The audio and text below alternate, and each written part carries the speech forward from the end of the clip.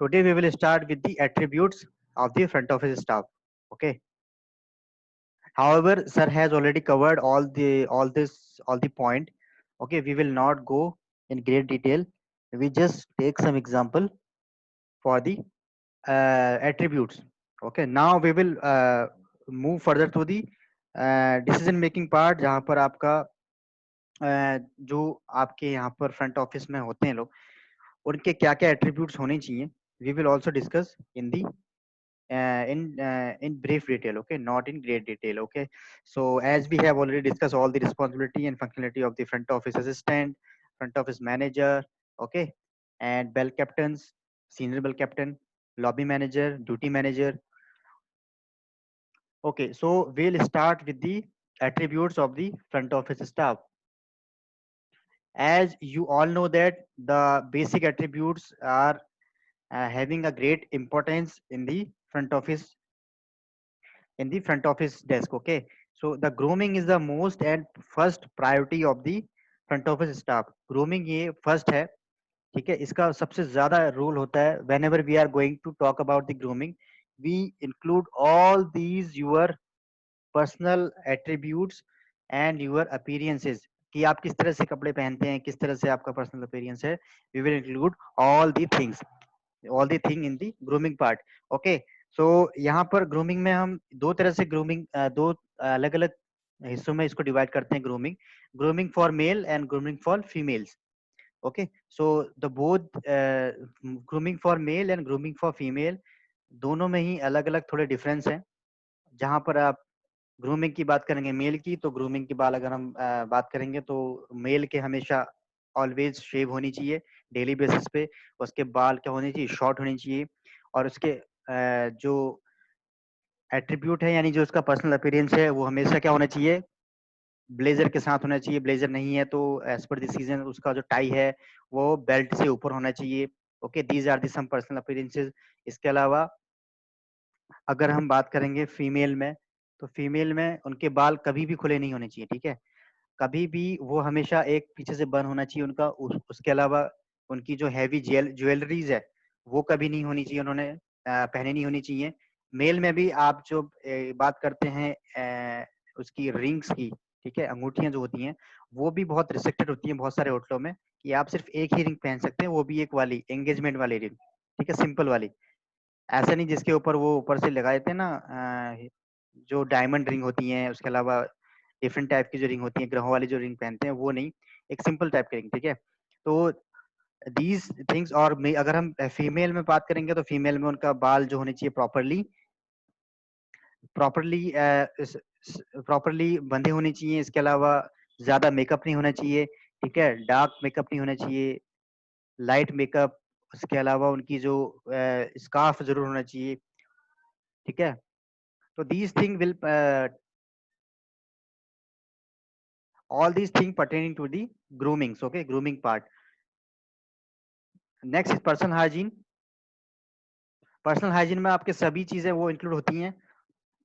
जैसे मैंने आपको भी बालों की बात करी, और पर्सनल हाइजीन में आपकी वो चीज भी आ जाएगी. जैसे हमारा जो फ्रंट ऑफिस में काम होता है वो ज्यादा क्या होता है, दौड़ने भागने का काम, इधर से उधर, या फिर हम 8-8 10-10 घंटे काम करते हैं, तो उसमें स्वेटिंग हो जाती है. तो स्वेटिंग के लिए हमें किस किस तरह के हमें उसको करने के लिए कैसे परफ्यूम, लाइट परफ्यूम यूज करें. उसके लिए हमें बार बार, अगर आपका फेस ऑयली है तो उसके लिए हमें रोज हम आधे आधे घंटे में अपना फेस अपने फेस वॉश के साथ अपने ग्रूमिंग किट साथ रख के चले हमेशा. तो these all things will include in the personal hygiene.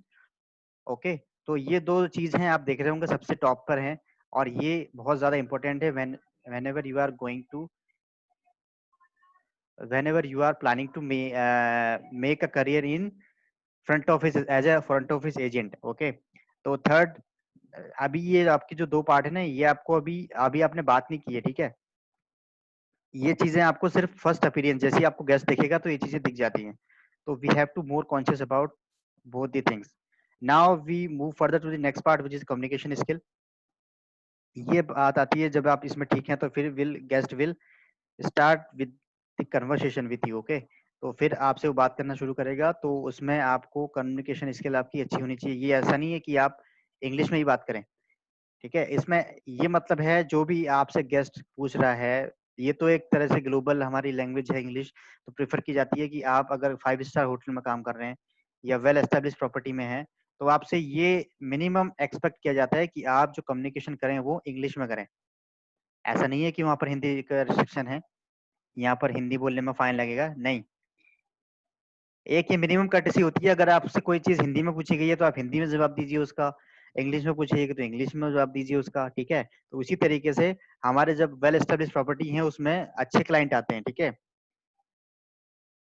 जो काफ़ी प्रॉस्पर और जो काफ़ी फ्रीक्वेंट ट्रैवलर होते हैं, तो उनके लिए हमें एक मिनिमम रिक्वायरमेंट होती है कि हम इंग्लिश में ही कम्युनिकेट करें। लेकिन इसका मतलब ये नहीं वो मैंडेटरी है, ठीक है? तो इसका ये है कि आप जो भी अपनी बात करें अपने फुल कॉन्फिडेंस के साथ, ऐसा नहीं लगना चाहिए आप खुद ही उसमें असमंजस्य में हैं कि आपको यही आप ही उसमें थोड़ा-सा डिसाइड नहीं कर पा रहे हैं कि चीज़ में जो कह रहे हैं हम आपको वो सही है भी या नहीं, ठीक है? तो जो भी बात बोले अपनी फुल कॉन्फिडेंस के साथ कहें, ठीक है? जब भी आप वो बात बोले तो आपका कॉन्फिडेंस झलकना चाहिए उसमें, ठीक है? तो these all things will comes under the communication skill. आप कम्युनिकेशन स्किल भी कहाँ से आएगी? आप जब आपको सब्जेक्ट नॉलेज होगी, आपको अपने होटल के बारे में पता होगा, ठीक है? तभी आपकी कम्युनिकेशन स्किल अच्छी होंगी। इसके अलावा आपका अगर गेस्ट हैंडल करने के तरीके आपको थोड़े पता हैं, ठीक है? किस तरह की सिचुएशन किस तरह से हैंडल की जाए। शुरुआती हालात में ऐसा नहीं होगा क्योंकि आप अभी फ्रेशर हैं, तो आपने उतनी सिचुएशंस फेस नहीं की हैं। लेकिन over the time of the period, you will learn all those thing by your experiences, okay. लेकिन फर्स्ट आपको जब आप कम्युनिकेशन की बात करेंगे तो उस वक्त आपका आपकी बातों से आपका कॉन्फिडेंस दिखना चाहिए, ठीक है? सो these thing will comes under the communication skill. कई बार ये चीजें बहुत मिस इंटरप्रेट की जाती हैं कि कम्युनिकेशन का मतलब सीधे आप इंग्लिश कन्वर्सेशन से लगाते हैं या फिर आप अदर लैंग्वेज की कन्वर्सेशन से लगाते हैं, ऐसा नहीं है, ओके। तो इसको ना ही करें, इस assumption को लेके ना चलें कि हमें, लेकिन आपके जो मिनिमम स्टैंडर्ड हैं वो हमने आपको बताए हैं। अगर आप प्लान कर रहे हैं 5 स्टार में वेल एस्टेब्लिश प्रॉपर्टी में काम करने का, तो आपको अपनी कम्युनिकेशन स्किल में इंग्लिश का यूज करना ही पड़ेगा, ठीक है? जो लैंग्वेज हम बात करते हैं बहुत बार कि लैंग्वेज कौन सी यूज करें, तो language is it's a only way to communicate the things to the people, okay. तो लैंग्वेज कोई कम्युनिकेशन वैसा नहीं है कि आप उसको लैंग्वेज को ही कम्युनिकेशन मान लें, ओके। ये सिर्फ एक मीडियम है अपनी बात को दूसरे लोगों तक पहुंचाने का, ठीक है? आपने देखा होगा कई बार लोग हिंदी में उतना अच्छा कई बार जो लोग हिंदी में जितना अच्छा कम्युनिकेट कर पाते हैं, उतना कई बार लोग इंग्लिश में नहीं कर पाते, ठीक है? लेकिन अब अगर आप अपनी कम्युनिकेशन में कॉन्फिडेंस के साथ चीज़ों को बोलेंगे, तो अगर आप ही कॉन्फिडेंस के साथ नहीं बोलेंगे, तो आपका जो गेस्ट है उसको भी थोड़ा डाउट रहेगा कि वो फिर आप पे भरोसा भी नहीं करेगा, ठीक है? तो आपकी दी हुई जानकारी ना, वो कोई भी आप अगर इन्फॉर्मेशन आप उसको दे रहे हैं, चाहे सही कितनी है वो, कितनी ऑथेंटिक है, लेकिन गेस्ट उसमें डाउट करेगा। वो फिर आपके अदर स्टाफ से उस चीज़ को कन्फर्म करेगा कि ये चीज़ सही है या नहीं। ये नहीं पूछेगा कि ये चीज़ सही है नहीं, उसी क्वेश्चन को दोबारा रिपीट करेगा दूसरे वे में और उनसे पूछेगा। तो आपको अपनी कम्युनिकेशन स्किल इसलिए भी बढ़ानी है जिससे कि आपके ऊपर आपके क्लाइंट का क्या हो, बिलीव बढ़े, उसका भरोसा बढ़े, आपसे चीज़ों को ज़्यादा पूछे वो, ठीक है? आपसे कम्युनिकेशन करे। तो ये चीज़ें भी आपको उसमें देखनी होंगी। Next part self confidence. Self confidence में वो सारी चीज़ें आएँगी।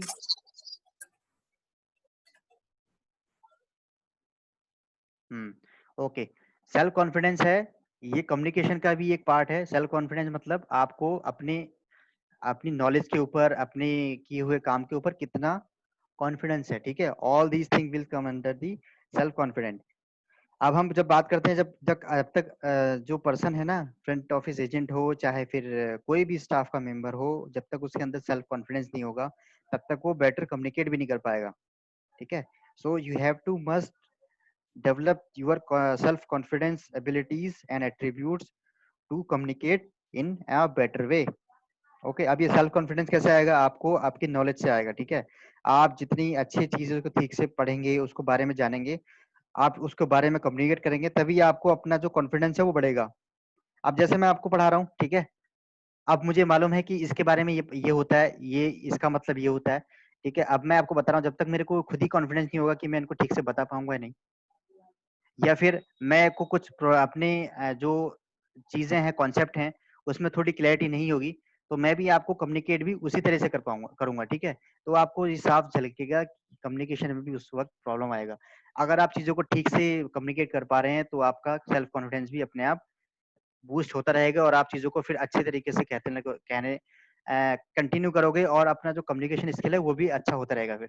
तो ये दोनों पार्ट एक दूसरे से रिलेट करते हैं। ऐसा नहीं है कि आप इसको सेल्फ कॉन्फिडेंस को अलग लें और आपको कम्युनिकेशन अलग लें, ठीक है। ये डिप्लोमेटिक अप्रोच का जो दूसरा पार्ट है, नेक्स्ट पार्ट, ये आपको हमने कई बार बताया है। जैसे हम एग्जांपल लेते हैं, डिप्लोमेटिक अप्रोच का सीधे मतलब होता है कि आप ना ही अपने जिस ऑर्गेनाइजेशन में काम कर रहे हैं उसकी बुराई करें और ना ही गेस्ट की, और आप ये भी ना करें कि मैं आपकी हेल्प कर ही नहीं सकता, ठीक है। तो आपको इन तीनों चीजों को माइंड में रख के उनको आंसर देना है जब भी कोई बात ऐसी आती है। जैसे हम एग्जांपल के तौर पर बात करें, हमारा गेस्ट था जो जर्मनी में गया, उसको था वो अपार्टमेंट का उसका रिजर्वेशन था स्टुटगार्ट में, ठीक है। स्टुटगार्ट एक सिटी है जो जर्मनी में सिचुएटेड है, लोकेटेड है। वहां पर उसका रिजर्वेशन था, ठीक है। तो अपार्टमेंट का रिजर्वेशन उसका किया था, वो वहां पर गया। तो वहां पर गया तो उसने उसको हो गई रात वहां पर, ठीक है। तो एयरपोर्ट से जहां पर वो होटल था वो था थोड़ा डिस्टेंस पे, ठीक है। अब डिस्टेंस पे था तो उन्होंने क्या किया, फिर वो गया, उसने जैसे तैसे करके टैक्सी हायर करके वहां पर पहुंचा। तो वहां पर जब पहुंचा तो उसने वहां पर रिजर्वेशन अपना दिया, वाउचर दिया। फिर उसको वहां पर उसका अपार्टमेंट मिल गया। लेकिन वो अपार्टमेंट में जो वो एक्सपेक्ट करके गया था कि मैं इस तरह का मेरा अपार्टमेंट होगा जिसमें सारे केटल, मतलब जो भी हमारा आपका केटल सर्विस, मतलब कि किचन में जो हमारा सामान होता है जिससे कि हम अपना अपार्टमेंट में, हमने आपको बताया था एमिनिटीज के बारे में, जिससे कि हम अपना खुद का खाना बना सकें, खुद कर सकें, ठीक है। उसमें क्या था, माइक्रोवेव या फिर उसकी कुछ चीजें आप उसको अप टू द मार्क नहीं लगी, ठीक है। तो उसने फिर डायरेक्टली कंप्लेन करी, किसको?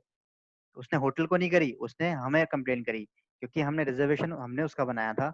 तो उसने फिर हमें करी, तो फिर हमने सीधे डायरेक्टली होटल को बात किया। अच्छा, एक बात और आपको हम बताते हैं कि जब भी हमारे कॉर्पोरेट गेस्ट या फिर हमारे जो कॉर्पोरेट क्लाइंट हैं, अगर वो आपके थ्रू जा रहे हैं तो सारा कम्युनिकेशन वो प्रेफर करते हैं आपसे ही करते हैं, कोई भी उनको प्रॉब्लम होती है तो। अगर कोई फ्रीक्वेंट ट्रेवलर हैं जो रेगुलरली जाते रहते हैं, वो तो डायरेक्टली कांटेक्ट करेंगे फ्रंट ऑफिस स्टाफ से, जिससे कि प्रॉब्लम वहीं सॉल्व हो जाए। लेकिन जो कई बार कम ट्रैवल करते हैं या फिर सालाना में एक दो ही ट्रैवल होते हैं उनके, या एक ही ट्रैवल करते हैं, तो उसमें वो सीधे कम्युनिकेट करते हैं जहां से उन्होंने रिजर्वेशन बनाया है।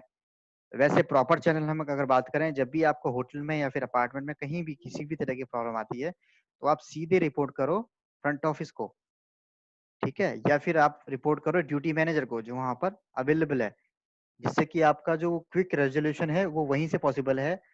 आप अगर थर्ड पार्टी के थ्रू जाओगे, तो थर्ड पार्टी के थ्रू भी अगर आप जाते हैं तो थर्ड पार्टी वाला भी आपकी रिक्वेस्ट लेके सबसे पहले वहीं देगा, जो आप डायरेक्टली भी कर सकते हो। तो वो टाइम कंज्यूमिंग प्रोसेस और होगा। तो इसलिए जब भी हम ये हमारा गेस्ट को भी हम एडवाइस करते हैं हमेशा, और हमें ये पता भी होना चाहिए कि जब भी हमें कोई ऐसे इशू फेस होते हैं तो हमें सीधे जाके फ्रंट ऑफिस को रिपोर्ट करना है।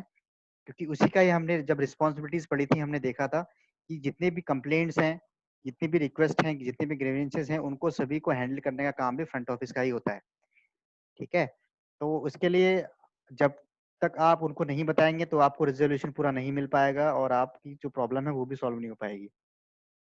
तो हम यहाँ की जब डिप्लोमेटिक अप्रोच की बात कर रहे हैं तो उसने सीधे हमें बोला, हमने उनको बोला, फिर हमने क्या बोला कि आप सीधे, हमारा जो गेस्ट है वो अपार्टमेंट में आपके प्रॉपर्टी में इन हाउस है और इस रूम नंबर में वो आपके रुका हुआ है, ठीक है। तो आप प्लीज जाके उनसे बात कीजिए, उनको कुछ प्रॉब्लम्स हैं, उनके आपके जो इन हाउस एमिनिटीज हैं वो अप टू द मार्क नहीं है, जिससे वो आपको, आपके जो रिजर्वेशन है वो था 15 दिन का, ठीक है, 15 डेज का रिजर्वेशन था।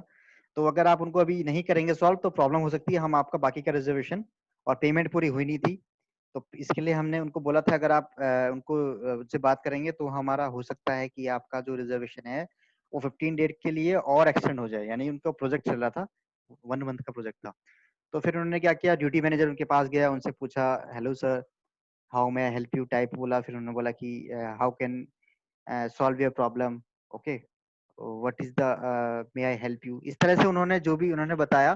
फिर उसके बाद उसने बताया कि your microwave is not working properly, okay, I am making my food for our evening time, but your microwave or your all these kettle things are not working properly.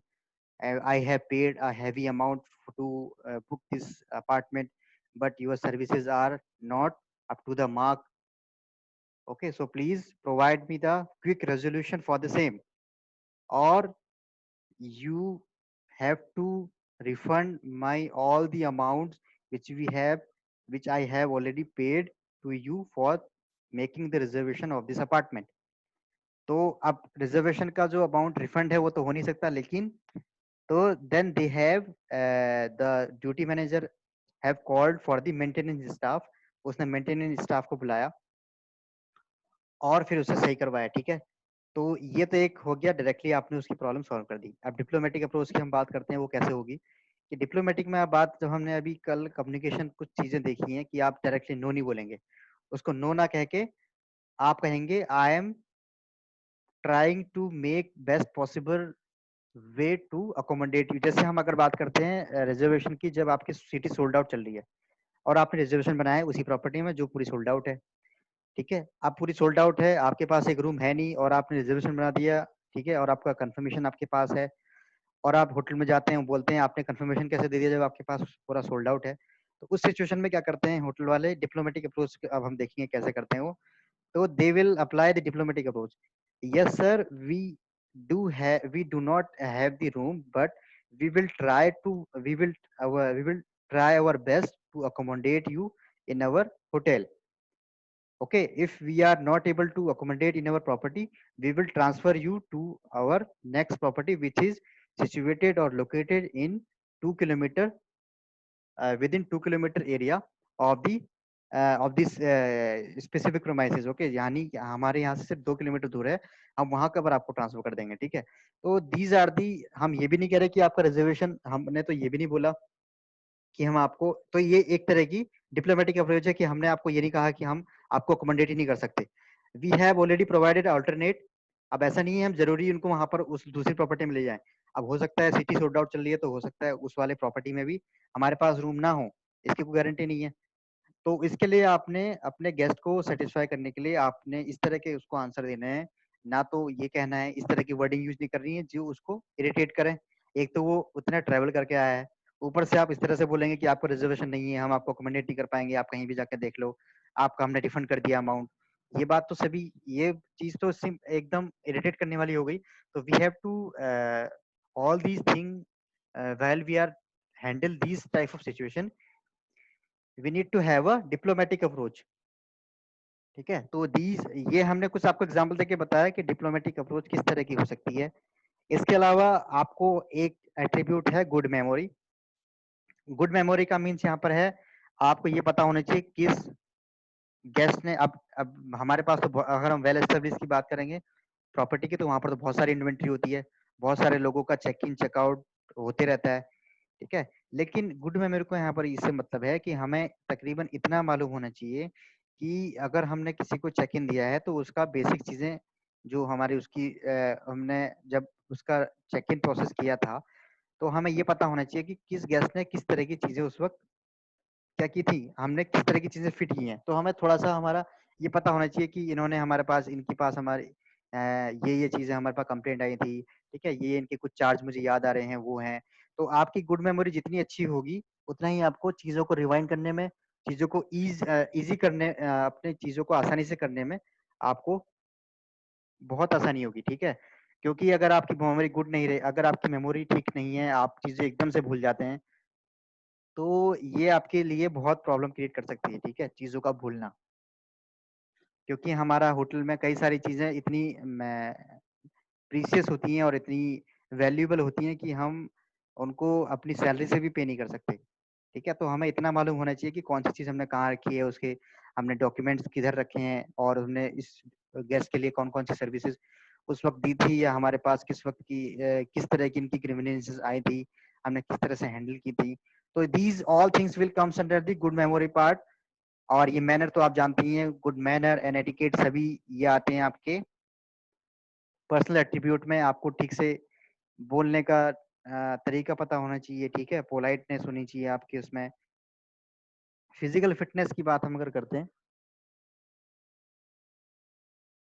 Physical fitness हम इसमें क्यों देखते हैं, क्योंकि physical fitness की अगर हम जब भी बात करेंगे तो हमारे जितने भी F&B के काम होते हैं या फिर फ्रंट ऑफिस के काम होते हैं, उसमें कभी ना कभी आपको एक जगह से दूसरी जगह जाना पड़ना पड़ेगा ही पड़ेगा। ठीक है, ये नहीं आप एक जगह पे बैठे रहेंगे। आप जब फ्रंट ऑफिस की भी बात करेंगे तो वहां पर लोग आपको बैठे नहीं दिखेंगे, वहां पर आपको लोग खड़े ही दिखेंगे। आपको भले ही आपके सामने जब आपको कोई गेस्ट नहीं है तो छोटी प्रॉपर्टीज में आप उनको बैठा हुआ दे सकते हैं, लेकिन मोस्टली होटलों में सभी जो स्टाफ है वो खड़ा ही रहता है।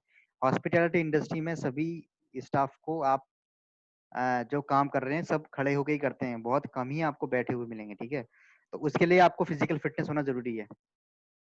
अगर वो नहीं होगी तो ऐसा भी नहीं होना चाहिए कि आप फिजिकली फिट नहीं है और आप 8 घंटे भी ठीक से खड़े नहीं हो पा रहे, बार बार बैठ रहे हैं। तो ये क्या होता है, ये एक गलत मैसेज देता है गेस्ट को। ठीक है, तो आपको हमेशा प्रिपेयर रहना है हर सिचुएशंस के लिए, तो इसलिए आपको फिजिकल फिटनेस होना जरूरी है। डिसीजन मेकिंग एबिलिटी हमने कई बार प्रैक्टिकल में देखी है कि जब भी कोई आपके पास सिचुएशंस आती है तो आपको हर बार अपने मैनेजर को नहीं बुलाना है। ठीक है, तो ये चीजें आपके एट्रीब्यूट्स में क्वेश्चन मार्क लगा देती हैं।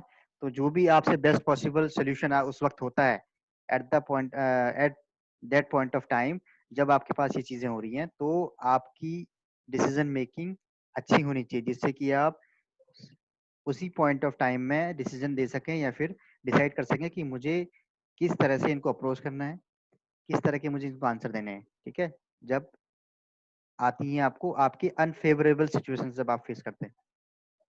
So these are the basic attributes of the front office staff. So there are some general attribute which front office personnel must have to should develop and handle the hotel guest. अब ये हमने देखा है front office assistant की, हमने पहले क्या देखी थी इसकी responsibility and functionality. Now the when we are going to see the some personal attributes of the front office assistant. So they mentioned that after the doorman, he or she is person to come to in contact with the guest. सबसे पहले doorman contact में आता है hotel में guest के साथ, guest से। उसके बाद जो दूसरा पर्सन होता है वो होता है कौन, फ्रंट ऑफिस असिस्टेंट। ठीक है, तो as set the first impression is the best impression और द बेस्ट वन। जैसे आप अपनी इसमें बोलते हो कि first impression is the last impression, तो वैसे ही आपका अगर फर्स्ट इंप्रेशन सही है तो आपकी बाकी चीजें भी फिर स्मूथ चलने लगेंगी। ठीक है, अगर आपका फर्स्ट इंप्रेशन ही थोड़ा मुश्किल सा हो गया है, यानी फर्स्ट इंप्रेशन में हम बात करते हैं किसकी, सबसे पहले तो आएगी ग्रूमिंग और पर्सनल हाइजीन, उसके बाद आएगा आपका कम्युनिकेशन वाला पार्ट। ठीक है, तो ये चीजें आपके आएंगी। तो the personal should be fluent in his or her language with up to date information of the product. ठीक है, आपके होटल के बारे में, प्रोडक्ट जो भी हो, आप चाहे F&B रेस्टोरेंट, आप चाहे रेस्टोरेंट में काम कर रहे हैं, चाहे फिर आप होटल में काम कर रहे हैं, किसी भी हॉस्पिटलिटी सेक्टर में आप काम कर रहे हैं, या फिर आप क्रूज में हैं, या फिर आप कैबिन क्रू में काम कर रहे हैं। ठीक है, तो सभी के लिए ये अप्लाई है। और ही और she should be good in salesman, good salesman, tactfully diplomatic approach, ये हमने सारी इसमें देखे ली है इनकी। Good communicator, great sense of humour. ठीक है, ग्रेट सेंस ऑफ ह्यूमर ये तो जरूरी चाहिए। ठीक है, ग्रेट सेंस ऑफ ह्यूमर ये बहुत इंपॉर्टेंट आपकी एट्रीब्यूट है। और positive attitude, good memory, patience, हमने सारी चीजें पढ़ रही हैं ऊपर। ठीक है, ये सभी इन्होंने पर्सनल असिस्टेंट में डाली हैं। अब हम देख रहे हैं GRE, जो हमने देखा guest relation executive. As the guest relation executive is mainly do with the problem solving and having more of the guest interaction.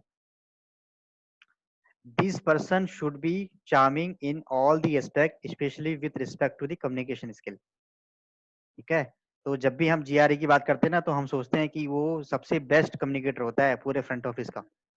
अगर हम किसी किसी बेस्ट कम्युनिकेटर की बात करें जो फ्रंट ऑफिस में होता है, वो सिर्फ GRE है, जो सही से एकदम प्रॉपर वे में, ठीक है, और एकदम फ्लुएंटली और पॉजिटिव वे में बात करता है। ठीक है, तो सबसे वेल कम्युनिकेट करने वाला जो बंदा होता है वो GRE होता है। Now he she should be versatile in thinking and should have discerning minds judge of the situation and act quickly, should have smart appearance, mature, okay, mature होना चाहिए, knowledgeable and current happening and places. So these all things needs to be developed if you are going to make a planning to make a career in the G as a GRE, guest relations executive. जो smart communicator होते हैं ना front office में, उसके बाद ही उनको ये चीज दी जाती है कि आप अभी कुछ दिनों तक जीआरई का काम देखिए, ठीक है, क्योंकि यही एक जीआरई पर्सन ऐसा है जो कम्युनिकेशन, जो गेस्ट के साथ बार बार कम्युनिकेट करता है in terms of the all the services, कि हमारी सर्विसेज कैसी हैं, क्या आपको प्रॉब्लम हुई, तो उसके लिए आपको डिसीजन मेकिंग आपके पास अच्छी होनी चाहिए।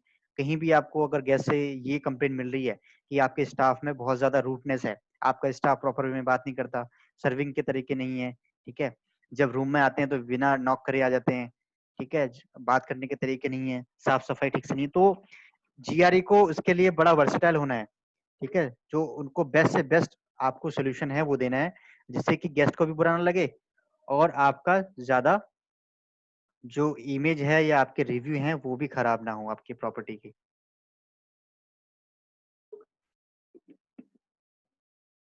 ठीक है, now going further to the lobby manager which we also call the duty manager. The manager should be mature. ये सभी हम चीजें पढ़ चुके हैं, ये इन्होंने अलग अलग करके बताई हैं कि लॉबी मैनेजर कैसा होना चाहिए, उसके क्या एट्रीब्यूट हैं, तो इसमें इन्होंने कुछ टर्म्स इंक्लूड किए हैं। मेच्योर, ठीक है, possessing the presence of mind and quick in decision making, good communicator, tactful handling, diplomatic handling, ये सभी हमने पढ़ लिए हैं। और deals directly not only with the bell boy और bell desk staff but also customer, ठीक है। लॉबी मैनेजर को कई बार लोग कहते हैं, बहुत बार परसेप्शन बनाते हैं कि लॉबी मैनेजर सीधे उनको हैंडल करता है कि इनको बेल बॉयज को, लेकिन हमने सारी चीजें अभी वन बाय वन देखी हैं, तो आप इसको डिफ्रेंशिएट कर सकते हैं। अब ये फ्रंट ऑफिस मैनेजर के हैं एट्रीब्यूट्स। अब ये फ्रंट ऑफिस मैनेजर क्या होता है, हेड ऑफ द डिपार्टमेंट का तो लगना चाहिए हेड जैसा है, ठीक है, तो सबसे पहले तो उसके पास लीडरशिप क्वालिटी होनी चाहिए, ठीक है, हैंडल करने की। सेल्फ खुद ही मोटिवेट होना चाहिए। अब वो खुद ही मोटिवेट नहीं होगा तो बाकियों का मोटिवेट करेगा, जब वो खुद मोटिवेट रहेगा तो ही अपने जो उसके सबऑर्डिनेट हैं, सबऑर्डिनेट कौन होते हैं इसके, फ्रंट ऑफिस असिस्टेंट या फिर फ्रंट ऑफिस एजेंट, और उसके जो ट्रेनीज उसके नीचे काम कर रहे हैं वो सभी इसके सबऑर्डिनेट हैं, तो उनका उनको मोटिवेट रखना भी उसी का काम है, ठीक है, क्योंकि 8 से 10 घंटे की शिफ्ट चलती है एक, और 8 से 10 घंटे में बहुत ज्यादा आदमी क्या हो जाता है, एग्जॉस्ट हो जाता है। तो इसमें उसका काम है कि वो खुद भी मोटिवेट रहे और अपने स्टाफ को भी, अपने सबऑर्डिनेट को भी मोटिवेट रखे, ठीक है। एंड ये लिखा है इन्होंने ऐसे, ठीक है, self staff member to excel the initiator, the person should be acquire excellent communication skill, verbal, written and the non verbal. Excellent, ठीक है, एक्सीलेंट मतलब एक्सीलेंट ही होता है यहाँ पर, एक्सीलेंट गुड से काम नहीं चलेगा यहाँ पर, ठीक है, आप एक्सीलेंट को गुड से रिप्लेस नहीं कर सकते हो, गुड कम्युनिकेशन स्किल और एक्सीलेंट में काफी फर्क होता है।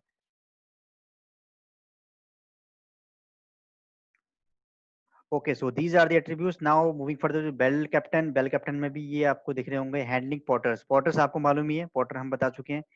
Handling porters, familiarizing with the guest and with their new surroundings.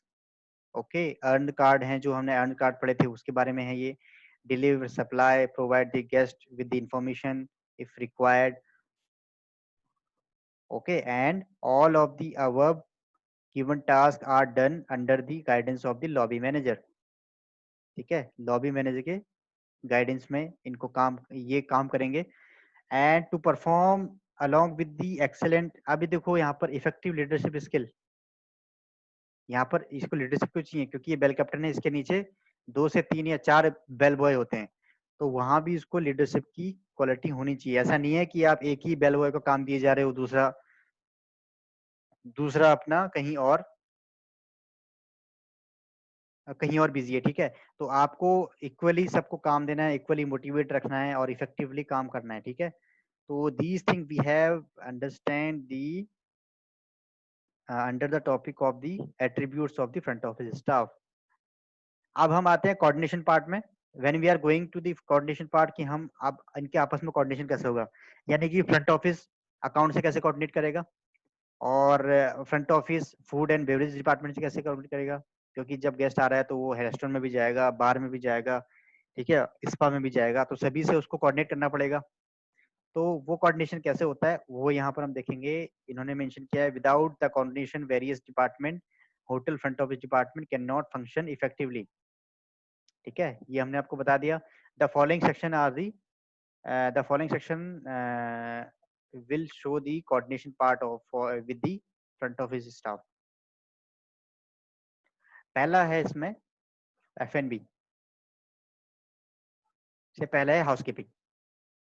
हमने चेकआउट प्रोसीजर में देखा था कि जब भी हम चेकआउट प्रोसीजर करते हैं तो सबसे पहले हम किससे, हाउसकीपिंग से कंफर्म करते हैं कि what is the room status for room, या फिर for room number 302, room number 506। ठीक है, उसके लिए हम ये चीज कंफर्म करते हैं जिससे कि कोई डिस्क्रिपेंसीज को अवॉइड किया जा सके। ठीक है, पहला कोऑर्डिनेशन तो ये है, इसमें इन्होंने लिखा है exchanging room status of the report, okay, reconciliations of the discrepancies of the smooth flow of the sales, minute detail from the house count, security concern, special guest request, सब हम इसके साथ कोऑर्डिनेट करेंगे क्योंकि फ्रंट ऑफिस वाला बार बार किसी के room में नहीं जाएगा। एक हाउसकीपिंग वाले ही ऐसे हैं जो बार बार रूम में जा सकते हैं। ठीक है, उनकी हाउसकीपिंग के लिए या फिर रूम सर्विस के लिए, रूम सर्विस के लिए खैर अलग लोग होते हैं, लेकिन अभी हम देखेंगे नीचे भी बाकी से अगर रूम सर्विस भी आएगा शायद, जिससे वो कैसे उनके साथ कोऑर्डिनेट करते हैं। तो all these thing will comes under the housekeeping के साथ हम जब कोऑर्डिनेट करते हैं तो हमें ये मालूम होना चाहिए क्या रूम का स्टेटस है, हम हाउसकीपिंग से पूछेंगे। ठीक है, और हमारे पास कितने रूम अभी ready to sell, ready to sell मतलब कि कितनों की हाउसकीपिंग हो चुकी है, कितनों की नहीं हुई है, कितने अभी अबाउट टू चेकआउट हैं या फिर कितने चेकआउट कर चुके हैं। All these thing we have to coordinate with the housekeeping staff. अब यहाँ पर कोई ऐसा नहीं है कि फ्रंट ऑफिस वाले बार बार हर रूम में जाके देखते रहेंगे इस रूम में कौन सा गेस्ट है, हालांकि उनके पास रिकॉर्ड होता है पूरा, फिर भी चेकआउट अगर हो गया है तो फिर वो जाके, ऐसा नहीं है कि रूम में से भी गेस्ट चला गया नहीं चला गया ये देखने नहीं जाएंगे, तो they will directly coordinate with the housekeeping staff. Okay, a hotel gets repeat customer when a guest feels at home, is provided with all possible basic amenities like shampoo, toothpaste, mouthwash, ठीक है, electrical equipment and in house entertainment services, most of the are given by the housekeeping staff. ठीक है, ये सभी चीजें किसके द्वारा दी जाएंगी, हाउसकीपिंग ही रखेगा वहां पे जाके। ये सभी चीजें तब रखी जाती है जब हाउसकीपिंग का काम चलता है, 2 घंटे का जो हम 12 से 2 का जो काम होता है उसी वक्त ये सारी चीजें प्लेस की जाती है। Not to forget also laundry services, ये सभी इन्होंने इसमें मेंशन कर दिए और ये मेंशन कर दिया किस तरह से इसके साथ कोऑर्डिनेट करते हैं। Next we are moving for the F&B part, service department का जो पार्ट है, इसमें communication activities like reporting anticipated house, basically to do the sales.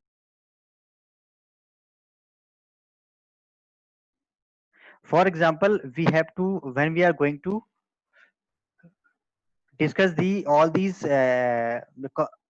coordinating with the F&B department, F&B service department, तो हम वहां पर क्या करते हैं, जब भी वीआईपी सर्विस, जैसे हमारे पास कोई रिजर्वेशन का रिक्वेस्ट आया और उसने स्पेशली मेंशन कर दिया कि मैं वेज फूड ही जाऊँ खाता हूँ, ठीक है, और मैं हमेशा वो कोई एमडी है किसी कंपनी का, तो उसने स्पेशल रिक्वेस्ट कर रही है कि जब भी मैं कोई फूड का आइटम का ऑर्डर करूं तो मेरे को सिर्फ वेज ही लाया जाए। ठीक है, without garlic, without onion and garlic. तो उसके लिए अब ऐसा तो है नहीं वो सीधे जाके रेस्टोरेंट में जाके बताएगा, वो सारी चीजें कहाँ बताएगा, फ्रंट ऑफिस में। तो फ्रंट ऑफिस में फ्रंट ऑफिस डिपार्टमेंट कोऑर्डिनेट करेगा एफएनबी के साथ, एफएनबी से बोलेगा कि रूम नंबर 405 में जो गेस्ट रुके हैं वो वेजिटेरियन है, वो ऑनियन और विदाउट ऑनियन और गार्लिक की चीजें लेंगे। ठीक है, तो आपको जो भी प्रिपेयर करके फूड देना है उनको उसके अकॉर्डिंग ही देना है।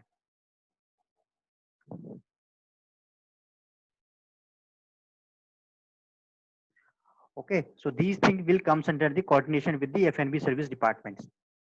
ठीक है,